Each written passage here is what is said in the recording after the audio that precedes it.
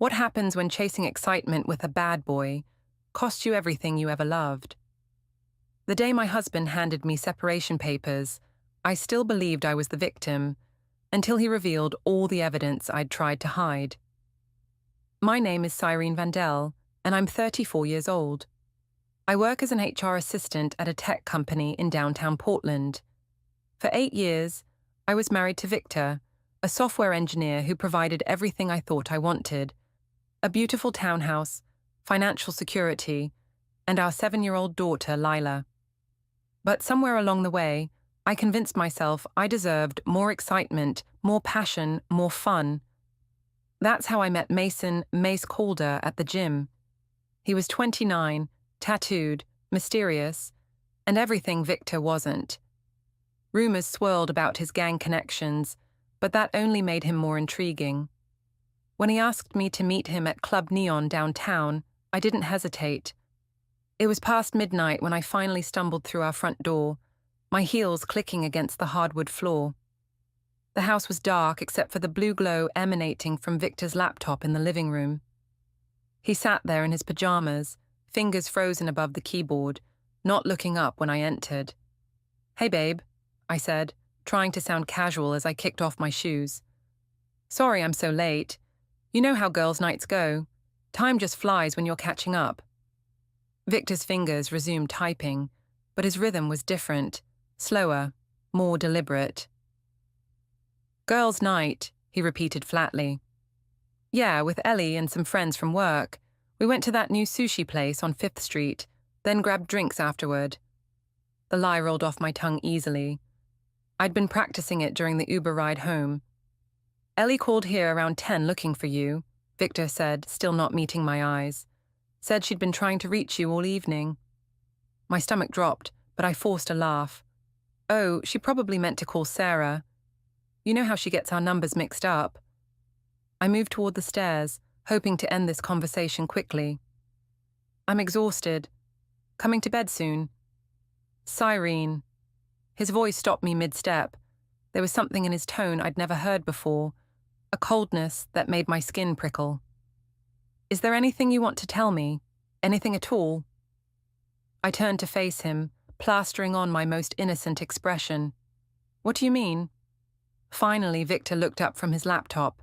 His brown eyes, usually so warm and trusting, were hard as stone. "I mean, is there anything about tonight, or any other night recently, that you think I should know about?" "Victor, you're being paranoid." I crossed my arms, shifting into defensive mode. "I went out with friends. I'm allowed to have a social life, aren't I? Just because you prefer to spend every evening coding doesn't mean I have to be a hermit." "I'm not trying to control you." "Aren't you?" I interrupted, my voice rising. "This feels a lot like an interrogation. I come home to my husband acting like some kind of detective instead of asking how my night was, or if I had fun." Victor closed his laptop with a soft click. The room plunged into darkness except for the streetlight streaming through our front window. "How was your night, Cyrene? Did you have fun?" Something about the way he asked made my chest tighten. "It was fine. Good. We talked about work stuff, complained about our husbands, the usual." I forced another laugh. "You should be grateful I have friends to vent to instead of bringing all my stress home to you." "Right." Victor stood up, tucking his laptop under his arm.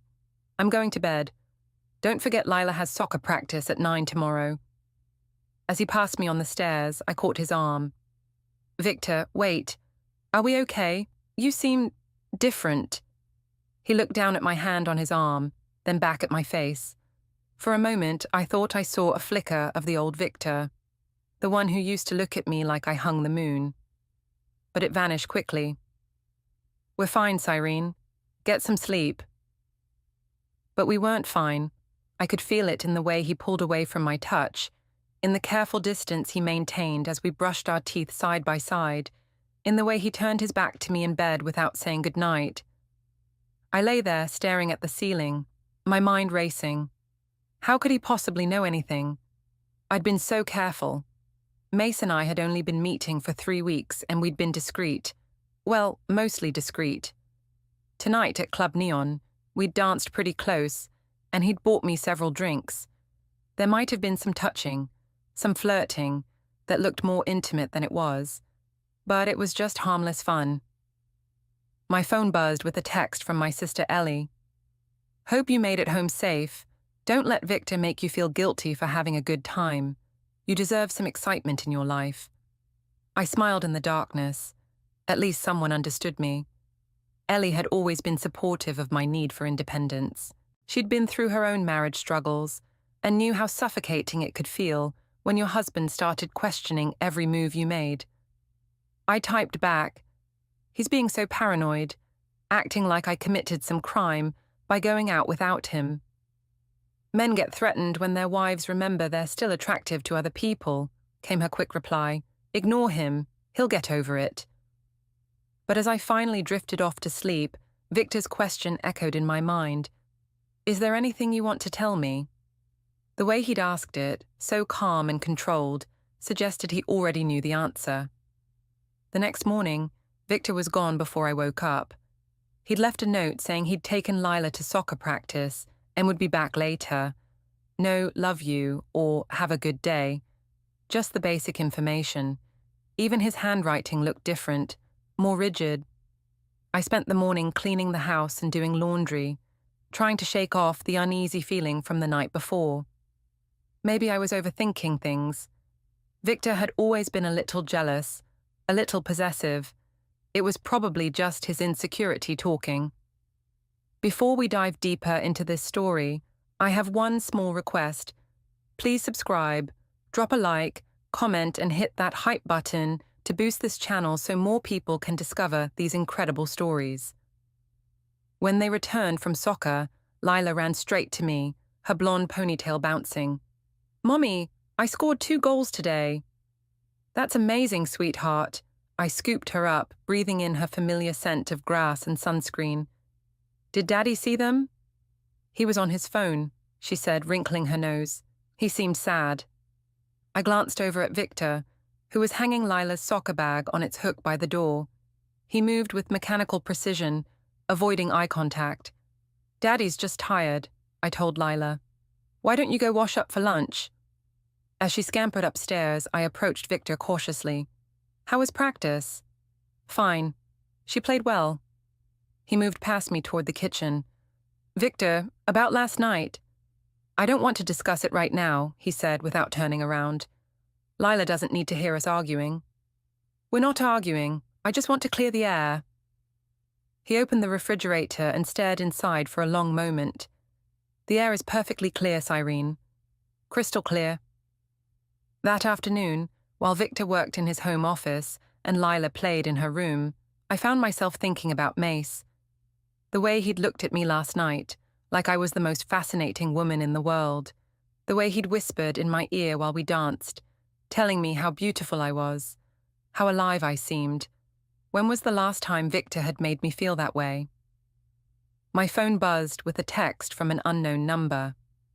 "Had an amazing time last night. When can I see you again? MM." My heart raced as I quickly deleted the message. Mace had my number from when I'd given it to him for emergency purposes at the gym. I shouldn't respond. I should block the number and forget about last night entirely. Instead, I found myself typing, "Tonight was fun, but I can't do this. I'm married." His response came immediately. "I know. That's what makes it exciting. One more drink, just as friends." I stared at the message for a full minute before deleting the entire conversation, but I didn't block his number. That evening at dinner, the tension was thick enough to cut with a knife. Lila chatted about her day, oblivious to the Cold War brewing between her parents. Victor answered her questions and helped her with her homework, but he barely acknowledged my presence. After we put Lila to bed, I cornered him in the kitchen while he loaded the dishwasher. "This silent treatment has to stop," I said. "If you have something to say, just say it." Victor placed the last plate in the rack and closed the dishwasher door. When he turned to face me, his expression was unreadable. "I know you weren't with Ellie last night," he said quietly. My pulse spiked, but I kept my voice steady. "Of course I was with Ellie. Why would you think otherwise?" Because I called her, Cyrene. I called her after she called here looking for you. She was at home with her kids, watching Netflix. She had no idea where you were. The kitchen suddenly felt too small, too warm. She was confused. We met up later. Stop. Victor's voice was sharp enough to cut glass. Just stop lying to me. I know you weren't with your sister. I know you weren't at any sushi restaurant. So where were you? I could feel my carefully constructed story crumbling, but I wasn't ready to surrender. I don't appreciate being interrogated like some kind of criminal. So what if I got the details mixed up? I had a few drinks. Maybe I'm remembering wrong. Where? Were you? Fine. I threw my hands up in exasperation. I went to a club, okay. I went dancing. I needed to blow off some steam, and I knew you'd disapprove, so I didn't tell you. Are you happy now? Victor's jaw tightened. What club? Does it matter? It matters to me. Club Neon. I went to Club Neon, had a few drinks, danced a little, and came home. End of story.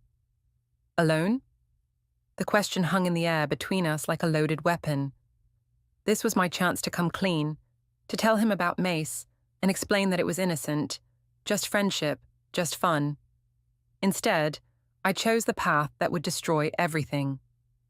Yes, alone. God, Victor, what kind of person do you think I am? He studied my face for a long moment, and I had the unsettling feeling he could see right through me. I honestly don't know anymore, he said finally. That night, Victor slept in the guest room. The next morning, I woke up to an empty bed and the sound of hushed voices downstairs. When I padded to the kitchen in my robe, I found Victor making coffee while talking quietly on his phone. I understand, he was saying. Yes, I think that would be best. Thank you. He hung up when he saw me. Good morning. Who was that? I asked, trying to sound casual as I poured myself a cup of coffee. Work. I'm taking a few personal days. Personal days? For what? Victor's eyes met mine over his coffee mug. I need some time to think. Before I could respond, Lila bounced into the kitchen in her pajamas. Daddy, can we go to brunch today? Please?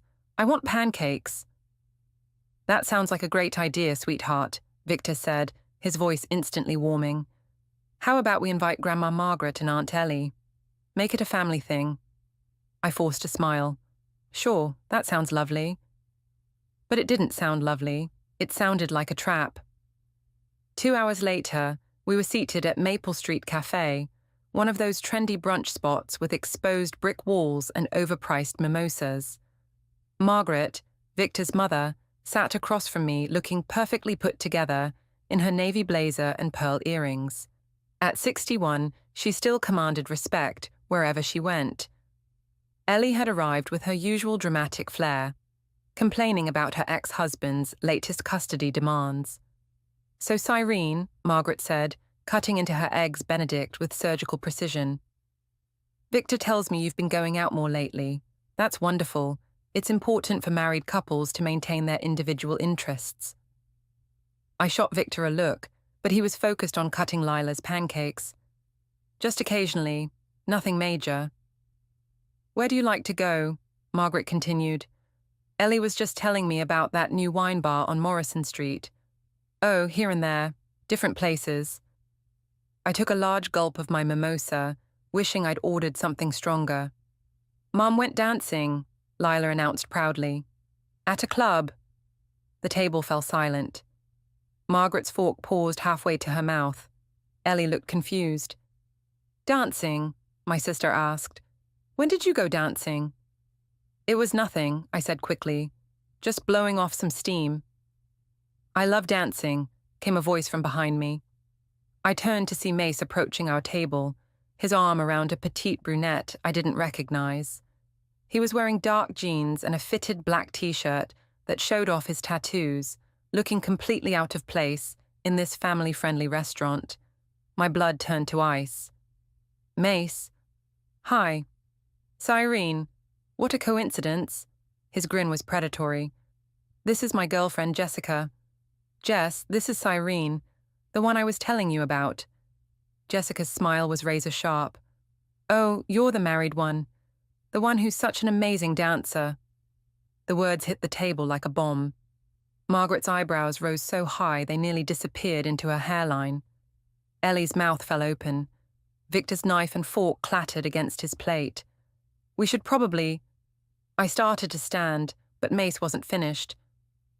You should have seen her Friday night, he continued, addressing the table like we were all old friends. She was incredible. Really knew how to move her body. Very expressive. Mace, I hissed, but he was enjoying himself too much to stop. The way she was grinding against me on that dance floor. Pure fire. Right, babe? He squeezed Jessica's waist. I was telling Jess how responsive you were. Very hands-on. Victor stood up so abruptly his chair nearly toppled over. Lila, we're leaving. Now. But Daddy, I'm not finished. Now, Lila. His voice brooked no argument. As Victor helped our daughter gather her things, I tried desperately to salvage the situation. It wasn't like that. We were just dancing. He's exaggerating. Am I? Mace's eyes glittered with amusement. Because I remember you being very clear about what you wanted, very vocal about it. Jessica giggled. He told me all about your little conversation in the bathroom, how you said your husband never made you feel alive anymore. The restaurant seemed to tilt around me. I could feel the stares from other diners, could see the horror on Margaret's face, the disgust on Ellie's. That's not, I never... But the words wouldn't come, because I had said those things. In a moment of drunken weakness, pressed against the bathroom wall with Mace's hands on my waist, I had said exactly that.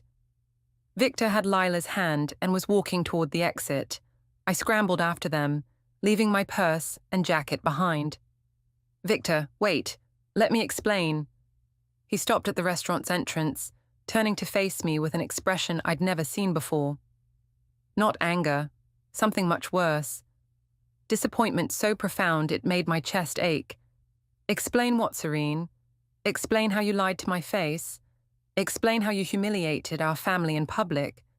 Explain how you told a stranger that your husband doesn't make you feel alive? I was drunk. I didn't mean... You meant every word. His voice was deadly quiet.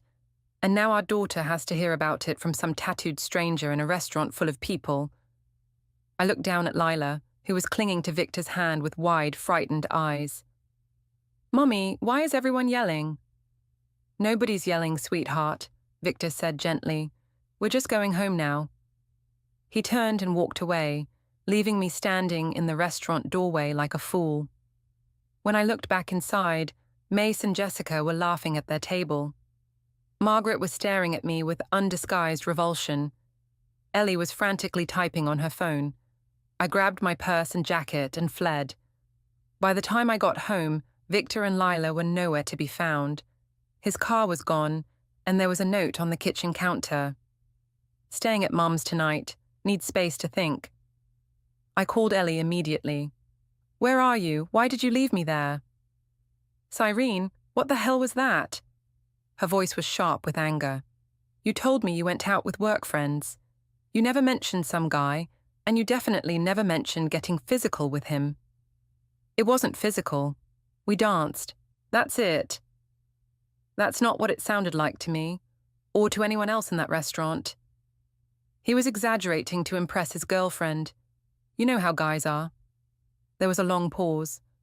Do I? Because right now I'm not sure I know how you are. The Cyrene I know wouldn't lie to her husband and then lie to me about it. I didn't lie. Stop it. Ellie's voice cracked. Just stop. I've been covering for you, telling people you were going through a rough patch, that Victor was being controlling. But this isn't about Victor being controlling. This is about you cheating on your husband. I'm not cheating. We danced. We talked. That's all. In the bathroom, Cyrene, you had intimate conversations with another man in a bathroom while your husband was home with your daughter. I sank onto the couch, suddenly exhausted. It's complicated. No, it's not. It's actually very simple. You're married. You have a child. You don't get to go around telling strangers that your husband doesn't satisfy you. You don't understand what it's like, I said, tears starting to flow. Victor and I were like roommates. We barely talk anymore. He's always working, always distracted. When was the last time he looked at me the way that guy looked at me today? That guy looked at you like a conquest, Cyrene. Like a trophy. Victor looks at you like his wife. There's a difference. After Ellie hung up, I sat alone in my empty house, replaying the disaster at the restaurant. How had everything gone so wrong so quickly? 3 weeks ago, I was just a bored housewife, looking for a little excitement. Now my marriage was falling apart, my family was disgusted with me, and my 7-year-old daughter was caught in the middle. My phone buzzed with a text from Mace. Sorry about the awkwardness at brunch. Jess gets jealous sometimes. She wanted to mark her territory, you know. Hope I didn't cause any problems. I stared at the message in disbelief. He hoped he didn't cause problems. He'd just destroyed my marriage in front of my entire family, and he was treating it like a minor social mishap. I started to type an angry response, then deleted it. Then I started again. You humiliated me in front of my family. My husband took my daughter and left. How could you do that to me? His reply came quickly. Relax, beautiful. These things blow over. Give him a few days to cool off, then remind him what he's got at home. Works every time. The casual cruelty of his response took my breath away. This was the man I'd been fantasizing about. This was the person I'd risked my marriage for. I blocked his number and threw my phone across the room. That evening, Margaret called. Serene, we need to talk. Margaret, I can explain. No explanations, just listening. Can you come by tomorrow morning? 10 o'clock. It wasn't a request. I barely slept that night. Every time I closed my eyes, I saw the look on Victor's face at the restaurant, heard Jessica's cruel laughter, felt the weight of Margaret's disappointed stare. By morning, I looked like I'd been hit by a truck.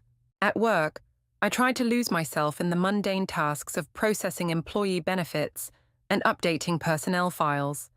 But even there, I couldn't escape the consequences of my choices. Cyrene, my coworker Sarah, appeared at my cubicle with barely contained excitement.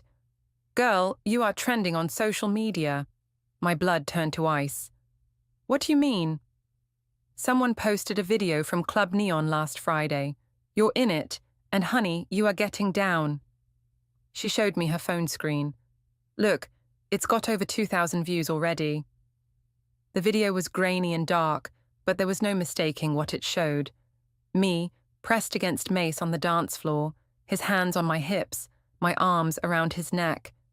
We were moving together in a way that left nothing to the imagination. At one point, he spun me around and pulled me back against him, his mouth near my ear. The camera caught the moment I threw my head back and laughed, looking completely intoxicated, and not just from alcohol. Oh my God, I whispered. I know, right? You look amazing. I had no idea you had moves like that. Sarah leaned closer, lowering her voice. Who's the guy? He's seriously hot. Sarah, I need you to delete this, please. Her smile faded. Delete it? Why? It's just dancing. It's not just dancing. I'm married, remember? So, married people are allowed to dance. My husband goes to strip clubs with his buddies, and I don't make a federal case out of it. But this wasn't a strip club with his buddies. This was me, a married mother, grinding against another man while my husband thought I was at dinner with my sister. The video made that crystal clear.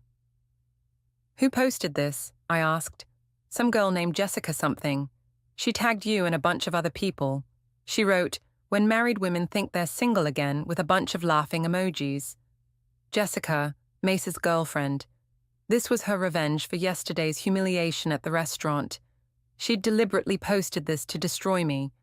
I spent my lunch break trying to damage control. I messaged Jessica, begging her to take down the video. I reported it to the social media platform for privacy violations. I called everyone I could think of who might have seen it, trying to explain that it wasn't what it looked like. But the internet is forever, and small-town gossip spreads faster than wildfire. By the end of the day, I had 17 missed calls from various family members and friends. My work email was full of messages from coworkers who'd seen the video. Even parents from Lila's school were texting me, asking if everything was okay at home. The drive home was torture. I kept imagining Victor watching the video, seeing me with another man, witnessing my betrayal in high definition. How could I possibly explain this away? When I pulled into our driveway, Victor's car was there. My heart leaped with hope. Maybe he was ready to talk, ready to work things out. But when I walked inside, the house felt different, colder. "Victor," I called out, "in here." His voice came from the living room. I found him sitting on the couch with his laptop open. Lila was nowhere to be seen. "Where's Lila?" I asked. "At Mum's. I thought it would be better if we talked alone." He turned the laptop screen toward me. The video was paused on a frame that showed Mace's hands on my waist, my body pressed against his. "I've been getting calls all day," Victor said quietly. "From my coworkers, my friends, my mother. Apparently, my wife is famous." "Victor, I can explain." "Can you? Because I've watched this video about 50 times, and I can't figure out how to explain it to our 7-year-old daughter when her classmates' parents start talking." I sank into the chair across from him, my legs suddenly weak. "It was just dancing. It looks worse than it was." "Does it? Because it looks like my wife is having an affair." "I'm not having an affair." "Then what do you call this?" He clicked play, and I watched myself laugh as Mace whispered something in my ear. Watched my hand slide down his chest, watched him pull me closer as the music pounded around us. "I call it a mistake," I said weakly. "A mistake." Victor's voice was flat. "Is that what you told him when you were in the bathroom together?" My heart stopped. "How do you—" "Jessica was very helpful when I called her this morning. She told me all about your heart-to-heart with Mace, about how you told him your marriage was dead, how you felt trapped, how you deserved better than a boring husband who worked too much." "I was drunk. I didn't mean any of that." "Which part didn't you mean? The part about our marriage being dead, or the part about me being boring?" I couldn't answer because I wasn't sure. In that moment at the club, pressed against Mace in the dim bathroom light, those words had felt true. They'd felt like a revelation, like finally admitting something I'd been hiding from myself for years. "I want you to leave," Victor said. "What?" "I want you to pack a bag and leave. Go stay with Ellie, go stay at a hotel, I don't care. But I can't look at you right now." "Victor, please. We can work through this. It was just a stupid mistake." "It wasn't a mistake, Cyrene. Mistakes happen in a moment. This was a choice. You chose to lie to me. You chose to meet another man. You chose to dance with him like that. You chose to tell him our private business. Those weren't mistakes. They were decisions." "But I love you," I said, tears streaming down my face. "I love our family. I don't want to lose you." "You should have thought about that before you decided our marriage was dead." I tried everything I could think of. I begged, I cried, I promised it would never happen again. I told him about the stress I'd been under at work, about feeling neglected and unappreciated, about how Mace had made me feel young and desirable again. But Victor's expression never changed. He sat there like a statue, unmoved by my tears or my pleas. "Pack a bag, Cyrene. I'll give you an hour." As I threw clothes into a suitcase, my phone rang constantly. Ellie, my mother, Margaret, friends from work, everyone wanted to talk about the video. I ignored them all. When I came back downstairs with my bag, Victor was waiting by the front door. "Where will you go?" he asked. "I don't know. A hotel, I guess." "This is temporary," he said. "I need time to think, to figure out how to handle this. But Serene, if you contact him again, if you see him again, if you do anything else to embarrass our family, this becomes permanent. Do you understand?" I nodded, not trusting my voice. "I'll call you in a few days. We'll figure out how to tell Lila." As I drove away from my house, my home, my life, I caught sight of myself in the rearview mirror. My makeup was smeared, my hair was a mess, and my eyes were red and swollen. I looked like exactly what I was, a woman who'd thrown away everything that mattered for a few hours of excitement with a stranger. I checked into a Holiday Inn near the airport and spent the night scrolling through social media, watching my reputation crumble in real time. The video had been shared hundreds of times. Friends from high school were commenting, co-workers were gossiping, and strangers were judging my marriage based on 30 seconds of footage. But the worst part wasn't the public humiliation. It was the growing realization that Victor was right. This hadn't been a mistake. It had been a choice. A series of choices that had led me exactly where I deserved to be. Alone in a cheap hotel room, cut off from my family, facing the consequences of my own selfishness. My phone buzzed with a text from an unknown number. For a wild moment I thought it might be Victor, reaching out from a different phone. Instead, it was Mace. Saw the video. You look hot. Want to grab a drink and talk about it? I stared at the message in disbelief. Even now, even after everything that had happened, he was still trying to pursue me. Did he not understand that his girlfriend had just destroyed my marriage? Did he not care? I blocked the number and turned off my phone. Tomorrow, I would have to figure out how to put my life back together. Tonight, I just wanted to disappear. The next morning brought a harsh reality check.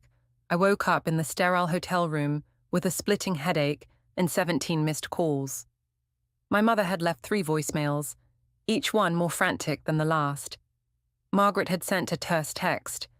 We need to discuss Lila's well-being. Even my boss had emailed, asking if I needed time off to handle personal matters. But it was the call from Lila's school that made my blood run cold. Mrs. Vandell, this is Principal Morrison from Riverside Elementary. I'm calling because Lila seemed quite upset today. She's been asking to call her mommy, and when we tried to reach you at the number on file, it went straight to voicemail. My phone had died during the night. I'm so sorry. I had some technical issues. Is she okay? She's fine physically, but she seems anxious. She told her teacher that Mommy and Daddy had a fight and that you went away. Mrs. Rodriguez was concerned enough to call me directly. Mrs. Rodriguez was Lila's second-grade teacher, a kind woman who'd always spoken highly of our family at parent conferences. The thought of her witnessing my daughter's distress made me sick. I'll come pick her up right away, I said. Actually, Mr. Vandell is already here. He arrived about an hour ago. But Mrs. Vandell, I think it would be beneficial for you and your husband to meet with our counselor. Lila is clearly affected by whatever is happening at home, and we want to make sure she has the support she needs. After I hung up, I sat on the edge of the hotel bed and cried. My 7-year-old daughter was suffering because of my choices. She was asking for her mommy at school, probably confused and scared about why I wasn't home anymore. I drove to the school, hoping to catch Victor before he left with Lila. I found them in the parking lot, Victor loading Lila's backpack into his car while she sat in her booster seat, looking small and lost. "Mommy," she called when she saw me approaching. I ran to the car and hugged her through the open door. "Hi, sweetheart. How was school today?" "I missed you," she said, her voice muffled against my shoulder. "Why didn't you come home last night?" I looked up at Victor, silently pleading for help with the explanation. His face was stone. "Mommy and Daddy are having some grown-up problems," I said carefully. "Sometimes when that happens, grown-ups need a little space to figure things out." "Are you getting divorced like Tommy's parents?" The question hit me like a physical blow. "No, baby. We're just working through some things." But even as I said it, I could see the doubt in Victor's eyes. He wasn't sure we'd make it through this, and honestly, neither was I. "Can you come home tonight?" Lila asked. "We could watch a movie and make popcorn like we used to." "Not tonight, sweetheart, but maybe soon." Victor cleared his throat. "Lila, why don't you think about what you want for dinner while Mommy and I talk for a minute?" He walked a few steps away from the car, and I followed. When we were out of Lila's earshot, he turned to face me. "She cried herself to sleep last night," he said quietly. "She kept asking when you were coming home, and I didn't know what to tell her. I'm sorry. I never wanted her to be hurt by this." But she is hurt. She's 7 years old, Cyrene. She doesn't understand why her mother suddenly disappeared. All she knows is that we fought and then you were gone. What did you tell her? The truth. That Mommy made some bad choices and needs time to think about how to fix them. I winced. She's too young to understand. She's old enough to know when her parents are lying to her. I won't do that anymore. A car pulled up beside us, and I recognized the driver immediately, Margaret. She got out and walked over to us with the purposeful stride of a woman on a mission. Cyrene, she said coolly, I was hoping I'd find you here. Margaret, We're going to have coffee tomorrow morning, 10 o'clock at Bella's Cafe on Morrison. This situation needs to be addressed before it gets any worse. It wasn't a request, and we all knew it. Margaret had been the matriarch of the Vandel family for decades. When she summoned you, you came. I'll be there, I said. Good. She turned to Victor. Bring Lila to my house for dinner tonight. I'll make her favorite mac and cheese. As they drove away, Victor, Lila, and Margaret, in their separate cars, I felt more alone than I ever had in my life. I was the outsider now, the one who'd broken the family and been cast out. Back at the hotel, I tried to distract myself with work emails, but even that backfired. My colleague Sarah had forwarded me a chain of messages from our office group chat, and my heart sank as I read them. Did you guys see that video of Cyrene? OMG. I heard her husband kicked her out. My sister saw them at Maple Street Cafe yesterday. Apparently some guy came up to their table and started talking about how she was all over him at a club. In front of her kid? That's messed up. I always thought she seemed kind of, I don't know, like she thought she was too good for suburban mom life. Poor Victor. He's such a nice guy. The messages went on, dissecting my marriage, my character, my choices. These were people I'd worked with for 3 years, people I'd shared birthday cake with in the break room and complained to about difficult clients. Now they were treating me like a reality TV show, entertainment for their lunch breaks. I called Ellie, desperate for someone to talk to. I've been trying to reach you all day, she said, but her voice was different, colder. My phone died. Ellie, I need to talk to someone. This whole thing is spiraling out of control. Maybe it needed to spiral out of control. Maybe this is what happens when you lie to everyone who cares about you. I thought you understood. I thought you were on my side. I was on your side when I thought Victor was being controlling. I was on your side when I thought you needed some harmless fun. But this isn't harmless, Cyrene. This is you blowing up your entire life for some guy with tattoos who doesn't even care about you. It's not about him, isn't it? Because from where I'm sitting, it looks like you threw away a good husband and traumatized your daughter for a guy who publicly humiliated you in front of your family. I tried to explain, tried to make her understand the complexity of what I'd been feeling, but Ellie cut me off. I have to go. The kids need dinner. But Cyrene, you need to figure out what you really want, because right now you're hurting everyone who loves you, including yourself. That evening, I sat alone in my hotel room, scrolling through my phone contacts. I wanted to call someone, anyone, who might offer comfort or support. But every name reminded me of how far I'd fallen. My mother would lecture me about family values. My work friends were gossiping about me. My husband wasn't speaking to me. My sister thought I was selfish. Around 9 o'clock, my phone rang. Victor's name appeared on the screen, and I answered on the first ring. How is she? I asked immediately. Asleep. Finally. She asked for you about 20 times during dinner. I want to see her tomorrow. She has school tomorrow, and you have your meeting with Mom. After that, then, can I take her for ice cream or something? There was a long pause. We'll see how your conversation with Mom goes first. Victor, what does that mean? It means a lot of people are concerned about Lila right now. Her teacher, her grandmother, her aunts and uncles. Everyone can see that this situation is affecting her. Are you threatening me? I'm not threatening anyone.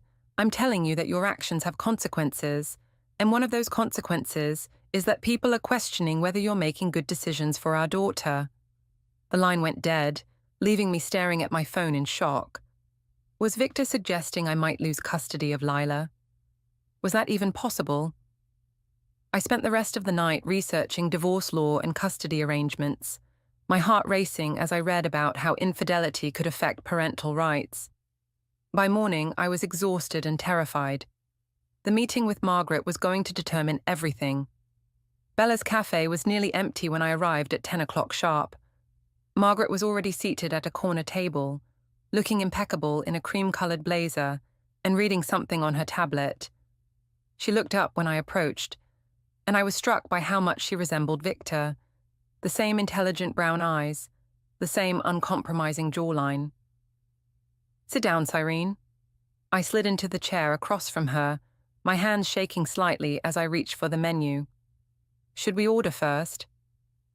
"I've already ordered for both of us, coffee and pastries." She folded her hands on the table and looked at me directly. "We need to talk about your marriage and, more importantly, about my granddaughter." "Margaret, I know how this looks, but do you? Because from where I sit, it looks like you've destroyed your family for a fling with a criminal." "He's not a criminal. Isn't he? I did some research after that scene at the restaurant. Mason Calder has been arrested twice for assault, once for drug possession, and he's suspected of being involved with the Northside Serpents. That's the man you chose over my son." I felt the blood drain from my face. "I didn't know about any arrests." "Of course you didn't. You were too busy fantasizing about how exciting he was to bother learning who he actually is." The server brought our coffee, and Margaret waited until she was gone before continuing. "But let's set aside your poor judgment in men for a moment. Let's talk about Lila. I love my daughter. I'm sure you do. But love isn't enough when your actions are causing her harm. Her teacher called me yesterday. Did you know that?" Margaret didn't sugarcoat it. Lila was acting out at school, withdrawn, anxious, distracted, and she asked her teacher if Mommy was ever coming back. Margaret told you that from a 7-year-old's view, what happened looks like abandonment. You lied, disappeared, and then left again after a public blow-up. Then she showed you the paused club frame and made you face the real damage. The video is spreading through the adults in Lila's world, and it's poisoning her sense of safety and reputation. When you called it just dancing and a mistake, Margaret snapped that it wasn't accidental. It was a chain of choices, and you don't get to rewrite it as harmless. She twisted the knife with what Victor was doing while you were out: homework, dinner, bedtime stories, laundry, even planning your anniversary trip. Not to shame you for sport, but to break the fantasy that you were the only one hurting or the only one trapped. Then she laid out the line in the sand. If you keep spiraling, she'll back Victor legally, custody, divorce, whatever protects Lila. And she gave you a concrete recovery plan. Call Dr. Sarah Chen today, write apology letters, Victor, Lila, Margaret, with no excuses, cut Mason Mace off permanently, document any contact, and make your commitment visible to everyone. Most of all, accept that you don't control the timeline. Victor's trust gets rebuilt on his terms, slowly, through consistent proof. You did the first steps, booked counseling, wrote the letters, and asked Victor if you could come home. He said he wasn't ready, and when you tried to reassure him you were still you, he hit the truth that mattered. The woman he married wouldn't have done this. For once, you didn't defend yourself. You simply admitted he was right and asked for the chance to become better. His answer stayed steady and painful. We'll see. 3 days later, Cyrene sits alone in Peterson and Associates, shaking with fear, until Victor and his attorney slide a folder across the table. Inside is the longer club clip, time-stamped right after she texted she was heading home, plus recovered text to Mace and a pattern breakdown of her social posts showing she'd been quietly checking out for weeks. Witness statements follow: Margaret, Lila's teacher, even co-workers. Then the worst piece: a custody-focused psychological evaluation warning about emotional harm to Lila and recommending supervised access until Cyrene completes sustained therapy and shows change. Victor finally says what the meeting is really for. He still wants to save the marriage, but he won't gamble with their daughter. He offers a separation agreement, temporary primary custody for him, supervised weekend visits with his mother, one supervised weekday evening, therapy twice weekly, couples counseling weekly, and a 6-month social media blackout. If she refuses, he files for divorce and seeks full custody, and the evidence makes that outcome likely. Cyrene signs, realizing each signature is an admission that this isn't happening to her, it's happening because of her. At the elevator, she tells Victor she loves him, and he answers that love isn't enough without commitment and change. That night, she books therapy, deletes her social accounts, writes Lila a letter, and for the first time stops blaming everyone else. She has 6 months to earn a second chance. Less about restoring the past, more about proving she can build something better from what she wrecked.